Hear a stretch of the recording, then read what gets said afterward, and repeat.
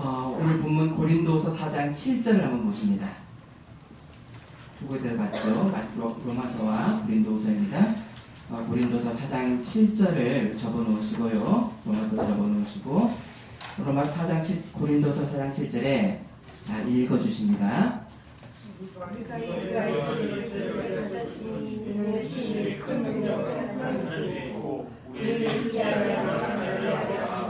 10절에 우리가 항상 예수의 죽음을 몸에 짊어짐은 예수의 생명이 또한 우리 몸에 나타나게 하려 함이라. 자, 예수님을 믿어서 이 구원받은 성도는 자신의 약한 그 몸에 질그릇에 보배를 가졌습니다. 그러면 이 성도의 꿰지기 쉬운 이 질그릇 같은 육체는 무엇이 나타나는 장소입니까? 생각해 보십시오. 십자가에 달리신 분과 부활하신 분이 현현하는 장소가 바로 우리의 몸입니다. 바울은 이 죽을 수뿐이 없는 자신의 육체 가운데서 예수님의 생명을 나타내기 위해서 자신이 살아있는 자로서 복음을 위해서 고난에 자신을 내어줬습니다. 심지어 어디까지 내어줬습니까? 육의 죽음의 위치까지 복음을 위해서 생명을 내주었습니다. 자, 그런 어떤 기록들이 예루살렘으로 가기 전에 3차 전도여행을 마치고 예루살렘을 가기 전에 에베소의 장로님들에게 이런 말씀을 바울이 하고 떠났습니다. 내가 달려갈 길과 주 예수께 받은 사명 곧 하나님의 은혜의 복음을 증언하는 일을 마치려 하면은 나의 생명조차 조금도 귀한 것으로 여기지 아니하노라. 하지만 바울이 또 우리 믿음의 성도가 복음을 위해서 죽음까지 우리의 육을 내놓을 수 있는 이유가 도대체 뭡니까? 바로 우리의 약한 몸 질그릇에 뭐가 있다고요? 그리스도의 영생인 복음, 보물이 있기 때문입니다. 그래서 이 복음으로 인한 이 고난에서 박해를 받아도 성도는 버림받지 않습니다. 여기 십자가에 달리신 이 예수님의 죽음을 바울이 몸에 짊어졌다라고 하는 원어적 의미, 실제는요, 죽은 시체를 운반하는 그런 모습입니다. 곧 바울은 예수님의 그 고난의 운반자, 예수님의 이 복음의 운반자로서 살았었고, 또 우리 현재 믿음의 성도들이 살고 있는 것은 복음을 위해서 뭘 합니까? 십자가에 자아부인을 하고, 또 그로 인해서 우리가 환경적인 어떤 불이익을 받는 것은 이것이 단순히 환경적 고난으로만 성도들에게 다가오는 것이 아닙니다. 뭡니까? 오히려 그것이 복음을 위한 고난이고 어떤 불이익이라고 한다면 이 고난은 예수님이 하나님의 아들이십니다 라고 하는 기독론, 예수님이 그리스도이십니다, 하나님의 아들입니다라고 하는 기독론을 고백하는 삶으로의 증언을 하는 것이 복음을 위해서 고난을 택하는 것입니다. 또 이 약한 질그릇에 이 사람이 복음을 위해서 고난까지도 이길 수 있는 것은 약한 육의 우리의 능력이 아니라 누구의 능력입니까? 바로 우리 안에 그리스도의 부활 소망이 우리 안에 있기 때문입니다. 로마서 5장 3절에서 5절은 우리가 환난 중에도 즐거워하나니 이는 환난은 인내는 연단은 소망을 이루는 줄 알미로다. 소망이 우리를 부끄럽게 하지 아니함은 우리에게 주신 성령으로 말미암아 하나님의 사랑이 우리 마음에 부은 바 됨이니. 어떤 소망입니까?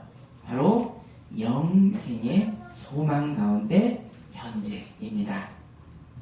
고린도서 4장 7절 우리가 이 보배를 질그릇에 가졌으니 이는 심히 큰 능력은 하나님께 있고 우리에게 있지 아니함을 알게 하려 함이로다. 그래서 복음을 위해서 고난에 놓인 성도가 있다면, 또 그렇게 자처를 한다면 낙담하지 않을 수 있는 것이 왜입니까?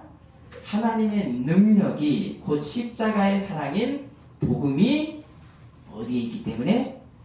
질그릇인 우리 안에 있기 때문입니다. 자, 우리 14절 고린도서 4장 14절 자, 읽어주십니다. 이 능력이 뭔지? 고린도서 4장 14절입니다. 주 예수를 살리시니가 예수와 함께 우리도 살리사 너희와 함께 그 앞에 서게 하시기를. 자, 주 예수를 살리시니가 하나님이시가 성부 하나님께서 예수와 함께 우리도 다시 살리사. 자, 그냥 우리가 오늘 설교 말씀을 듣고 마는 수준의 설교 말씀이 아니라 우리의 성도의 각자의 상태에서 질그릇과 같은 육의 보물이 있는 나의 본연이 도대체 어디인가를 다시 한번 가늠하고, 우리가 조금 어긋났다고 한다면 다시 정조준하는 말씀으로 이 말씀을 새기시기를 원합니다. 자, 4장 11절 자, 읽어주십니다. 우리 살아있는 자가 항상 예수를 위하여 죽음에 넘겨주면 예수의 생명이 또한 우리 죽을 죄에 나타나게 하려 합니다. 자, 바울 사도가 예수의 고난을 짊어지는 것은 이제는 육으로 살지 않고 성령의 영생의 법으로 사는 것입니다. 그래서 왜입니까? 이거 왜 이렇게 삽니까? 그리스도, 우리 예수님을 믿는다는 건 뭡니까? 예수님의 머리가 되고 우리 각자가 그 어떤 맡은 바의 지체가 되는 이 땅에 살지만 하나님 나라의 새 나라에 살고 있기 때문입니다. 그래서 바울 사도에게 이 복음을 위한 이 고난은 교회의 생명이 실현되는 장소이고요, 하나님의 영광을 나타내는 장소로서 바울이 약했던 그 자리는 하나님의 능력이 나타나는 장소이기 때문입니다. 12절 보십니다. 그런즉 사망은 우리 안에서 역사하고 생명은 너희 안에서 역사하느니라. 여러분, 이게 자, 주의 교회를 위해서 내가 고난받음으로, 그래서 교회라는 걸요, 어떤 사람의 모임의 교회, 어떤 성전 이런 형태의 어떤 그런 교회의 의미가 아닙니다. 교회는 뭡니까? 그리스도를 머리로 하는, 그래서 그의 주님의 뜻 가운데 사는 성도들을 부흥케 하고, 하나님, 결국 그런 모임들이 세계 곳곳에 흩어져 있지만 그들을 추려보면 뭐가 됩니까? 그들이 교회가 되고 하나님의 나라가 되는 것입니다. 아멘이십니까? 아멘. 그래서 이 교회를 위해서 고난받음으로 그리스도의 지체의 모임이 이 교회의 생명이 역사하도록 한다라고 하는 바울의 고백의 말씀입니다. 자, 여러분, 이 말씀 여러분 어떤 느낌이 다가오십니까? 바울 사도는 주의 말씀의 이 계시의 근거를 내서 성도가 복음을 위해서 주의 십자가를 짊어짐으로 고난당하는 것의 현실이 무엇인지를 말씀합니다. 고린도후서 12장 9절에 나의 여러 약한 것들에 대하여 자랑하리니 이는 그리스도의 능력이 내게 머물게 하려 함이라. 바울은, 또 우리 현재 성도들은 복음으로 인해서 고난을 자랑하며 고난을 기뻐도 하기 때문에, 그래서 바울은 뭐하라고, 각 교회, 세계 곳곳에 흩어져 있는 교회들에게 뭐라고 합니까? 로마에 있는 교회, 고린도 교회, 빌립보 모든 교회에게 너희도 그리스도의 고난에 참여하여라 라고 합니다. 고난만 참여하라고 하면 왜 바울이 이렇게 무서운 권면을 하겠습니까? 여기에 능력이 있고 지복이 있기 때문입니다. 여기 성도는 질그릇인 내 육의 능력을 자랑하지 않고 우리 안에 담긴 보물이신 그리스도의 복음을 자랑합니다. 고린도후서 11장 30절에 내가 부득불 자랑할진대 내가 약한 것을 자랑하노라. 갈라디아서 6장 14절에 내게는 우리 주 예수 그리스도의 십자가 외에 결코 자랑할 것이 없으니. 자, 말씀을 찾습니다. 빌립보서 3장 10절 찾습니다. 빌립보서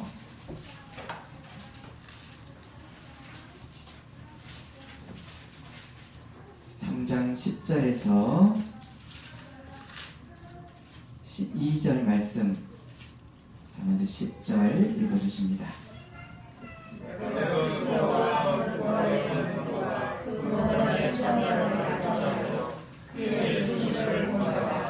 어떻게 해서든지 죽은 자 가운데서 부활에 이르게 하노니 내가 행히 얻을까 함도 아니요 온전히 이룰까 함도 아니라 오직 내가 그리스도 예수께 잡힌 바 된 그것을 잡으려고 달려가노라. 아멘. 이 질그릇의 연약함을 알아서 겸손한 사람만이 어떤 사람입니까? 바로 십자가의 부활의 능력이 그에게서 증가가 됩니다. 겸손하지 않은 자에게는 사람의 능력이 나타나지 하나님의 능력이 나타나지 않습니다.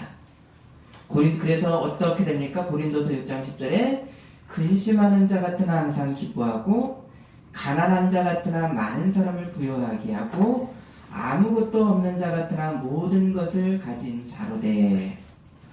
자, 이렇게 복음은, 십자가의 복음은 구원에 이르게 하는 능력이지만 모든 사람에게 적용되는 것은 아닙니다.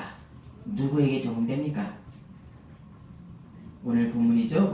오늘 오전에 본문 말씀 로마서 1장 16절에 이 복음은 누구에게? 모든 믿는 자에게 구원을 주시는 하나님의 능력이 됩니다. 복음에는 뭐가 나타나죠? 하나님의 의가. 자, 복음에는 두 가지 특징이 있습니다. 복음은 하나님의 첫 번째는 능력입니다. 이 복음에는 뭐가 나타납니까? 하나님의 의가 나타나서 믿음으로 믿음에 이르게 하나니. 곧 복음이 하나님의 능력이 되기 위해서는 뭐가 있어야 됩니까? 믿음이 있어야 됩니다. 복음에 나타난 이 두 번째 내용은 바로 하나님의 의입니다. 자, 하나님의 의, 굉장히 추상적이죠. 이 의는 어떤 의겠습니까? 의, 바로 죄에 대해서 심판하시는 공의가 하나님의 의죠. 이게 의죠. 또 있죠. 세상을 구원하시는 의입니다. 전혀 다른 성격의 의입니다. 근데 이 구약시대에 하나님의 의라고 하는 그 단어가 째다카인데요. 하나님의 공의와 함께 하나님과 백성의 관계에서 나타나는 것, 뭐가 나타났습니까? 하나님이 백성들을 긍휼히 여기시는 것, 죄에 대해서 심판하시는 의와 함께 긍휼히 여기심이 하나님의 의입니다. 그러면 이 의가 또 어떻게 나타나겠습니까? 동시에 하나님의 의를 알기 때문에 백성들과의 관계 속에서 다른 사람을 불쌍히 긍휼히 여기는 자비로까지 나타나는 것이 하나님의 의입니다.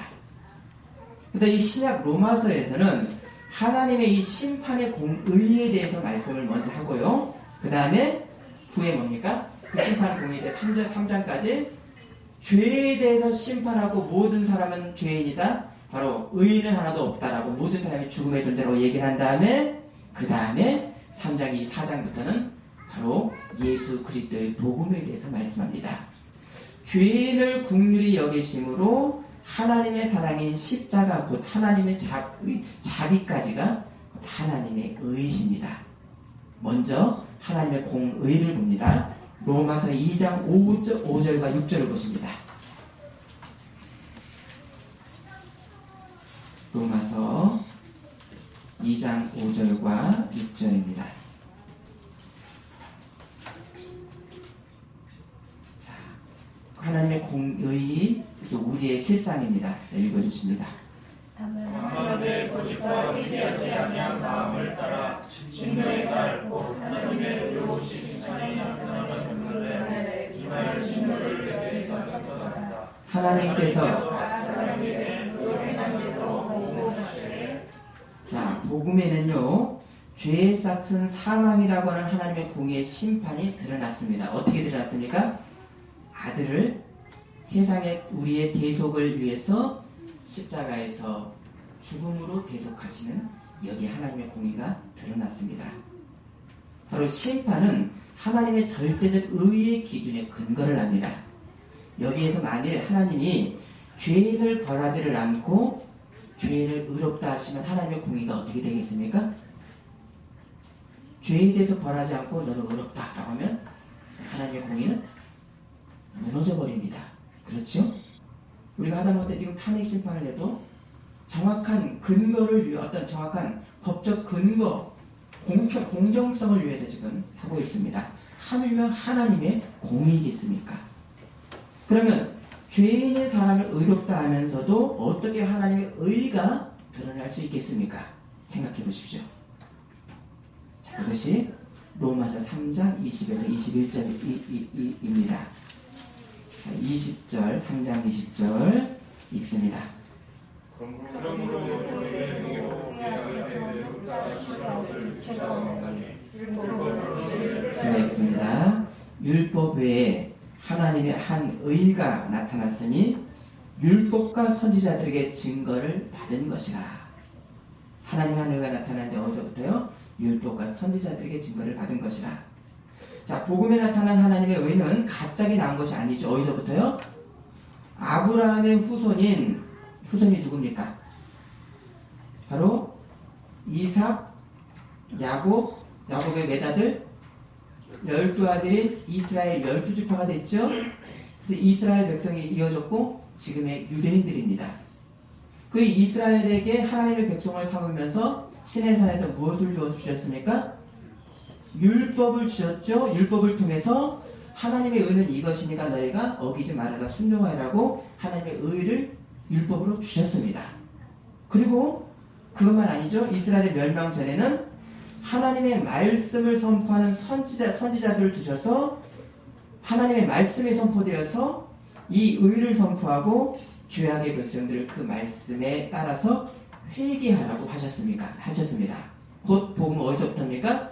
율법과 선지자들에게 증거를 받은 복음입니다. 이렇게 복음에 나타난 하나님의 의는 어떻게 합니까? 하나님의 이 세상을 구원하시는 아브라함으로부터 또 창세 아담의 죄로부터 해서 이 구속사, 하나님의 이 구원하시는 구속사의 정통성, 역사 가운데서 하나님의 의를 결론적으로 어디에 두셨습니까? 아들의 십자가에서 절정적으로 하나님의 의를 계시하셨습니다. 아멘이십니까? 아멘. 자, 22절입니다. 로마서 3장 22절.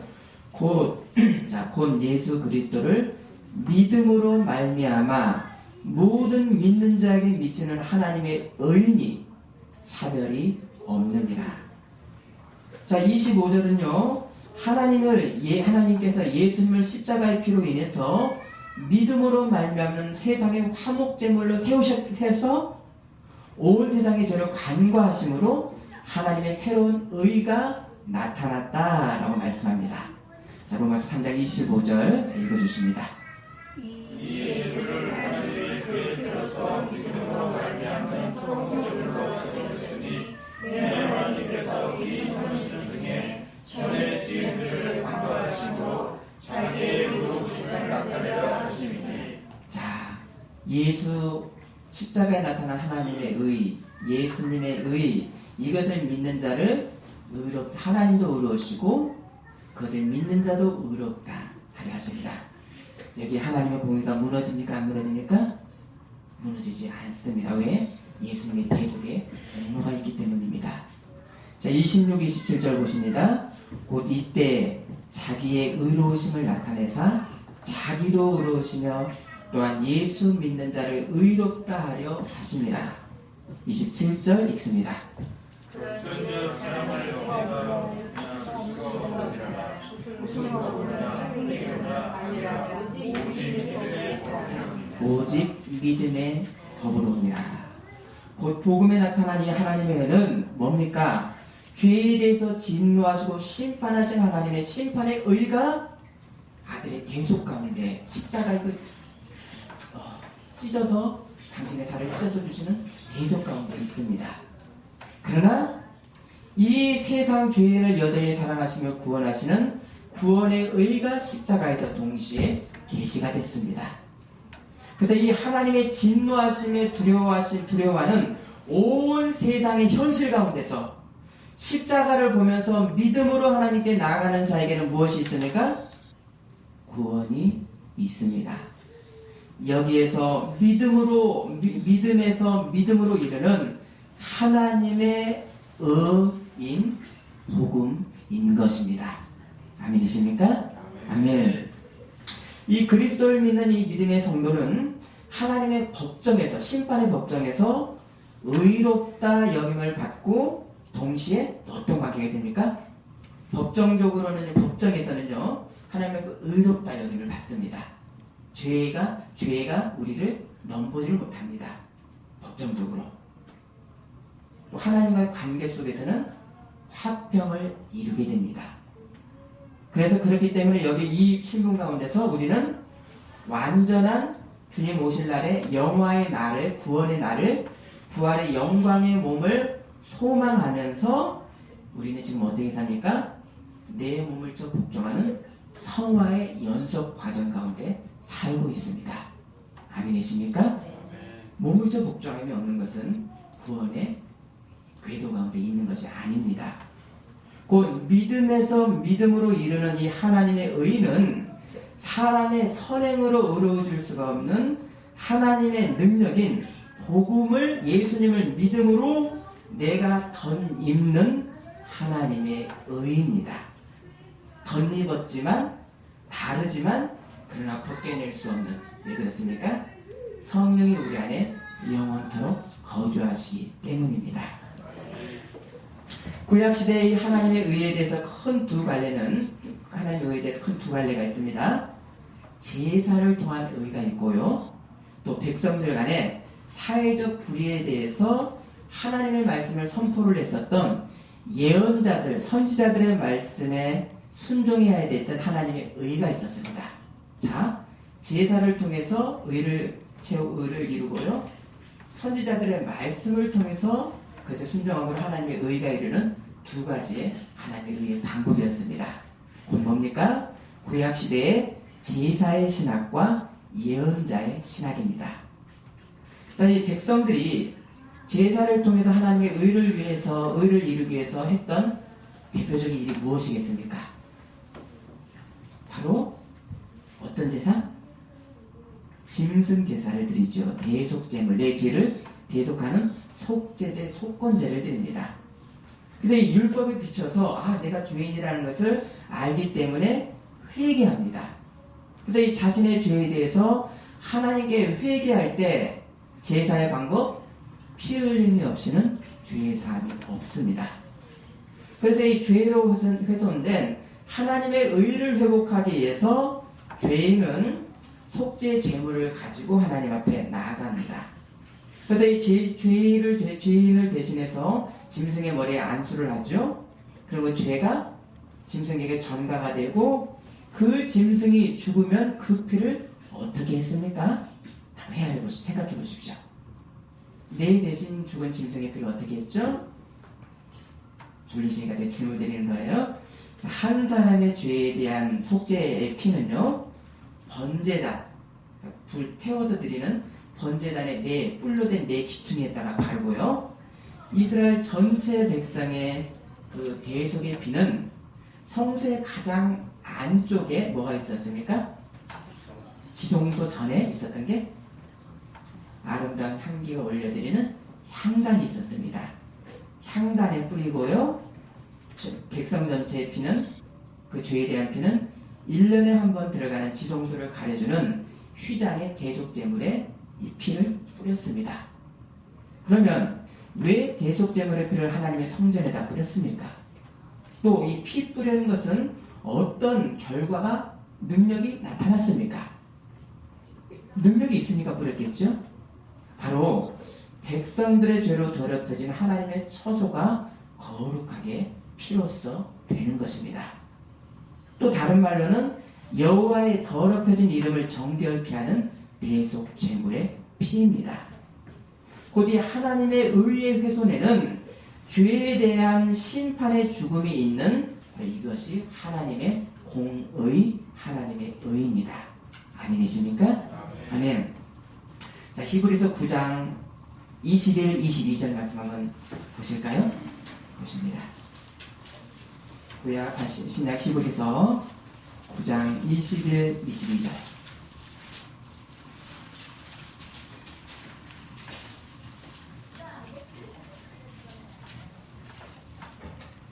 자, 의미 생각하시면서 읽습니다.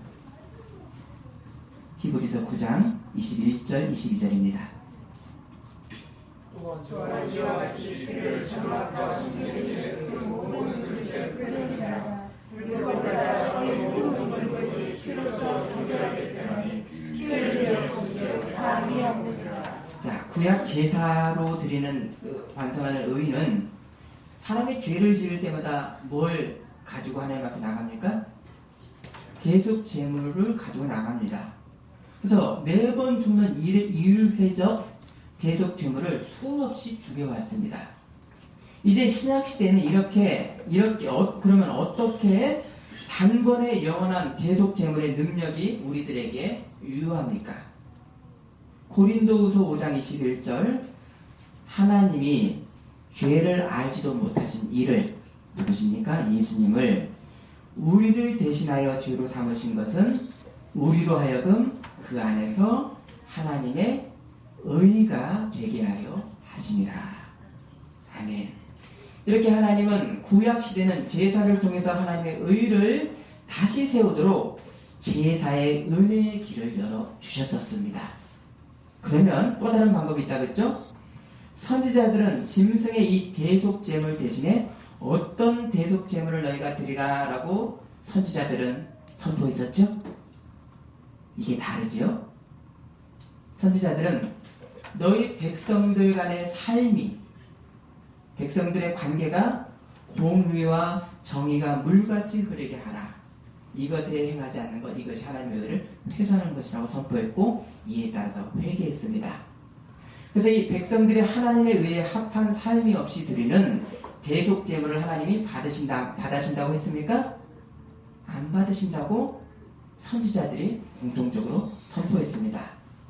아모스 5장 22, 24절에 너희가 내게 번제나 소제를 드릴지라도 내가 받지 아니할 것이요 너희의 살진 희생의 화목제도 내가 돌아보지 아니하리라. 그래서 제사만 잘 드리는 것에 하나님의 의를 쫓는 것이 아니었습니다. 어디까지요? 백성들 간의 생활 가운데 하나님의 의인 공의와 정의가 국률함이 있어야 됩니다. 그래서 아모스 5장 24절에 오직 정의를 물같이 공의를 마르지 않는 강같이 흐르게 할지어다. 바로 사회적 정의가 우리의 이웃 가운데 어떤 관계의 정의가 물처럼 흘려야 되는 그 백성의 삶에서 이 자비가 흐를 때, 국률이 여김이 흐를 때야 하나님의 소유의 백성들에게 뭐가 세워집니까? 하나님의 의가 세워집니다. 종교적 의, 생활의 의, 이 전체가 하나님의 의입니다. 이것이 우리에게도 동일합니다. 아멘이십니까? 아멘. 자, 하나님께서 아브라함으로부터 시작되는 이 영적인 후손이 누굽니까? 이스라엘 유대인들이죠. 영적인 후손들은 누굽니까? 믿음으로 믿음의 후손들인 신약 우리 이방인들인 우리들입니다. 아멘이십니까? 그래서 이 후손들인 이 이스라엘을 세우셨던 하나님의 뜻이 이미 태초 전에 있었습니다. 그래서 하나님의 의를 아브라함의 후손들을 통해서 드러내기 위해서였다라는 것을 아브라함에게 하나님이 인정하셨을 때부터 말씀하셨습니다.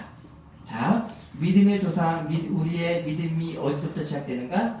아브라함에서부터 났죠. 육으로도 난 사람이 있고 믿음으로 난 사람이 있죠.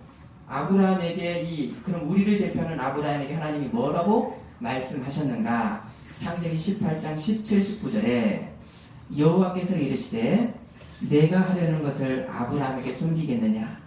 내가 그로 그 자식과 권속에게 명하여 여호와의 도를 지켜 의와 공도를 행하게 하려고 그를 택하였나니.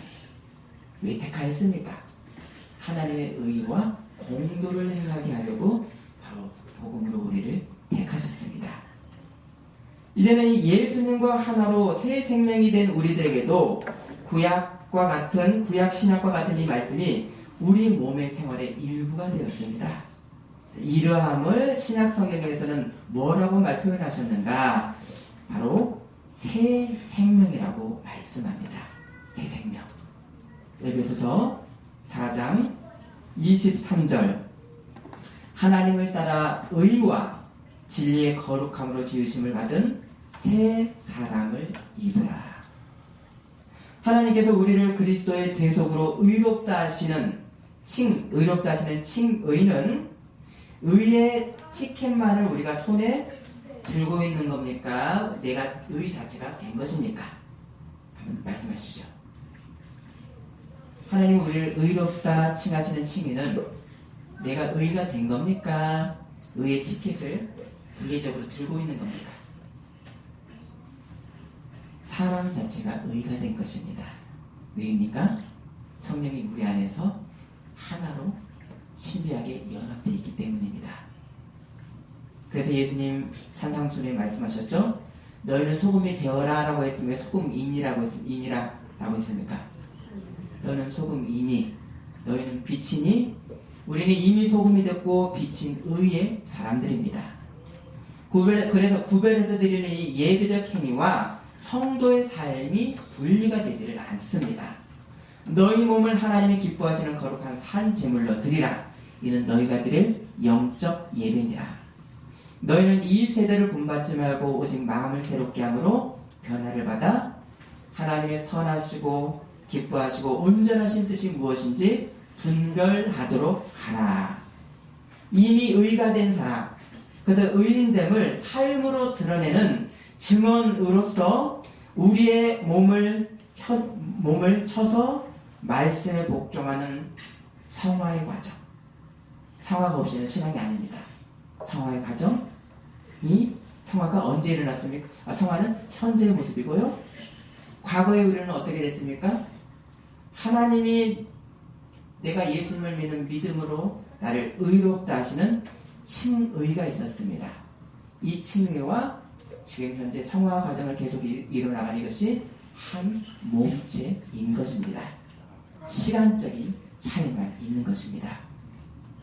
여기에 우리의 의의 시작은 어디서부터 시작됐죠? 의의 시작이 하나님의 자기 계신 십자가에서부터 시작이 됐습니다. 십자가에서 우리는 거듭났습니다. 이 거듭남의 고향이 그리스도의 십자가의 복음이기 때문에 내가 그리스도와 함께 죽고 그리스도와 함께 다시 살아났나니 이제는 내가 사는 것이 아니요 내 안에 그리스도께서 사시는 것이라고 하는 우리 성도는 바로 십자가의 자아 부인을 사랑을 하는 것입니다. 자기 몸에 십자가를 짊어지는 그리스도의 고난에 동참을 합니다. 여기에 자기 비움과 우리 주님을 따라서 섬김을 사랑하는 성도입니다. 사도 바울은 자신의 의로 거듭난 십자가를 짊어졌기 때문에 복음의 박해를 받아도 쓰러지지 않고 오히려 기쁨으로 일어설 수 있었습니다. 왜입니까? 그 능력이 질그릇에서 나오는 것입니까? 누구에게 나오는 것입니까? 하나님에게서 나오는 것이기 때문에 우겨쌈을 당하여도 쌓이지 않는 것입니다. 바로 아버지 하나님이 의 자체이시고 아들이 역사 이 상에서 하나님의 초월에 계시는 하나님이 아니라 어디로 들어오셨죠?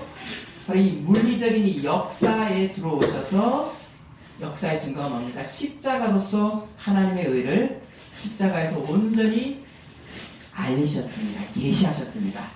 그래서 이 하나님의 의를 십자가에서 이 역사에서 이루심으로 하나님의 의는 우리에게 뭐가 됐습니까? 믿는 자에게 영생의 능력으로 우리에게 덧입혀지는 것입니다. 아멘. 이제 의롭다 칭함받는 성도는 소금이기 때문에 짠맛이 나고 빛이기 때문에 빛이 나는 것이지 짠맛을 내서 소금이 되고 의를 노력해서 의인이 된 그런 구원, 그런 행위적 구원 가운데 있는 것이 아닙니다. 아멘이십니까? 아멘. 하나님이 예정하신 이 구원의 백성들은 이미 창세 전에 택함을 받았습니다. 그럼 이 창세 전에 택함을 받았다라고 하는 이 사실에는 이미 첫사람 아담이 지음 받았을 때 한 모상이 있었습니까? 없었습니까? 모상이 한 원형이 있었습니까? 없었습니까? 아담이 누구의 형상을 따라서? 하나님의 형상을 따라서 지음 받았기 때문에 그 본을 뜨는 한 모상이 있었습니다. 이 모상이 바로 하나님의 형상이었습니다. 곧 우리는 창세전에 하나님의 능력의 택하심으로 인해서 그리스도의 누구의 형상? 바로 하나님의 형상이신, 온전한 형상이신 예수 그리스도의 형상으로 회복해야 될 사람으로 하나님께서 우리를 택정하신 것입니다. 성도는 몇 년 전에 믿어서 우리가 거듭났습니다. 그런데요, 근원적으로 우리가 언제 거듭났습니까? 창세전에 그리스도의 형상, 그리스도의 의를 따라서 하나님의 택정하심으로 창세전에 거듭난 것입니다. 그래서 이 모상이신 예수님을 따르는 우리는 사나 죽으나 누구의 것입니까? 주의 것, 그리스도의 것입니다. 세상에 비우는 십자가의 복음, 하나님의 대속의 희생, 하지만 영광의 부활의 십자가 외에는 우리들에게는 자랑할 것이 없습니다. 빌립보서 3장 7절에서 9절 말씀 찾습니다.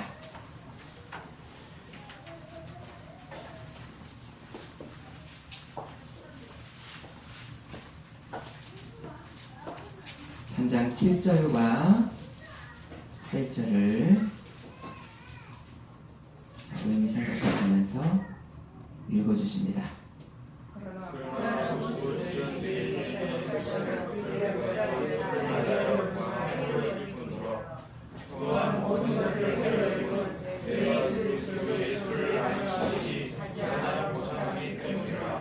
내가 그를 위하여 모든 것을 잃어버리고 내 삶으로 여기면 그리스도로 9절 보시면요, 좀 띕니다. 오직 그리스도를 믿음으로 말미암은 것이 곧 믿음으로 하나님께로부터 난 의라. 성도가 복음은 하나님의 첫 번째는 능력이라 그랬죠. 두 번째 복음은 하나님의 의입니다. 성도가 하나님의 의가 됐으니까 의에 반하는 육적 탐욕을 힘써서 버리는 존재들입니다. 주의 부활의 영광의 몸을 소망하면서 오늘 주를 만난 날을 언제 준비합니까? 오늘 이 시간 준비합니다. 이 시간은 바로 주를 만난 날을 준비하는 기회의 시간입니다. 어떤 준비요, 어떤 삶의 증언입니까? 하나님의 의인, 공의와 정의, 곧 하나님의 자비로서 세상을 국리로 여기시는 하나님의 국리하심이 나도 다른 사람을 국리로 여김으로 성도가 세상의 빛과 소금이 되는 존재의 증거, 삶의 증언이 하나님의 의인 것입니다. 베드로전서 2장 9절 마지막입니다. 너희는 택하신 족속이요 왕같은 제사장들이요 거룩한 나라요 그의 소유가 된 백성이니 이는 너희를 어두운 데서 불러내어 그의 기이한 빛에 들어가게 하신 이의 아름다운 덕을 선포하게 하려 하심이라. 아멘. 기도하시겠습니다. 하나님, 복음으로 나타난 하나님의 공의, 심판의 죽음의 공의, 그러나 이 죄인을 사랑하셔서 당신을 죽기까지 내어주신 하나님의 십자가의 사랑, 이 의의 개념을 우리가 뚜렷이 알고 세상을 긍휼히 여기는 하나님의 마음을 품고 우리도 세상을 향해 하나님의 의를 드러내는 바로 그런 모습 될 수 있도록 인도하여 주시옵소서. 세상을 긍휼히 여기는 우리의 삶에, 우리의 관계 가운데 하나님의 의가 더욱더 뚜렷하게 나타나므로 하나님의 나라가 확장되는 사명자로 살 수 있도록 인도하여 주옵소서. 예수님의 이름으로 기도드립니다. 아멘.